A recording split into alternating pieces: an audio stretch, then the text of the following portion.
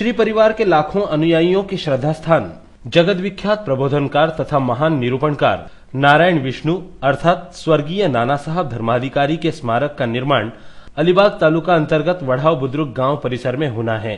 जिसका भूमि पूजन भी केंद्रीय कृषि मंत्री शरद पवार तथा अन्य मंत्रीगणों की उपस्थिति में हो चुका है। मगर अफसोस की बात यह है कि भूमि पूजन के बाद भी स्मारक के निर्माण में कोई खास प्रगति नहीं देखी गई और प्रस्तावित स्मारक का मुद्दा आज भी प्रलंबित है,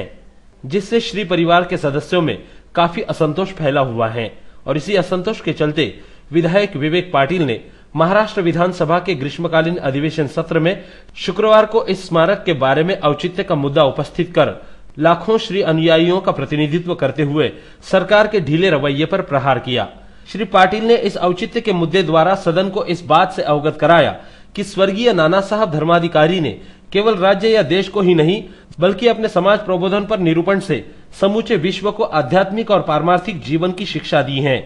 उनके बताए रास्ते पर चलकर आने वाली नस्ल भी संस्कारक्षम होगी, इसमें कोई दो राय नहीं है। नाना साहब धर्माधिकारी के समाज कार्य को आगे बढ़ाने के लिए या फिर उनके आदर्श विचारों को नई पीढ़ी तक पहुंचाने के लिए उनका स्मारक होना अनिवार्य है। लिहाजा सरकार इस बात को गंभीरता से ले और अपनी ढिलाई छोड़कर नाना साहब के स्मारक के मामले में तत्परता दिखाए, क्योंकि सरकार की ढिलाई की वजह से श्री परिवार के अनुयायियों में काफी आक्रोश है और अगर यह आक्रोश का बांध टूटा तो उसे संभलना मुश्किल हो जाएगा, ऐसा प्रतिपादन विधायक विवेक पाटिल ने किया। श्री पाटिल के आक्रामक तेवर देखने के बाद मामले की गंभीरता को समझते हुए विधानसभा अध्यक्ष दिलीप वलसे पाटिल ने सरकार को निर्देश दिए हैं कि स्वर्गीय नाना साहब धर्माधिकारी के स्मारक के विषय में सरकार तुरंत कार्यवाही करे।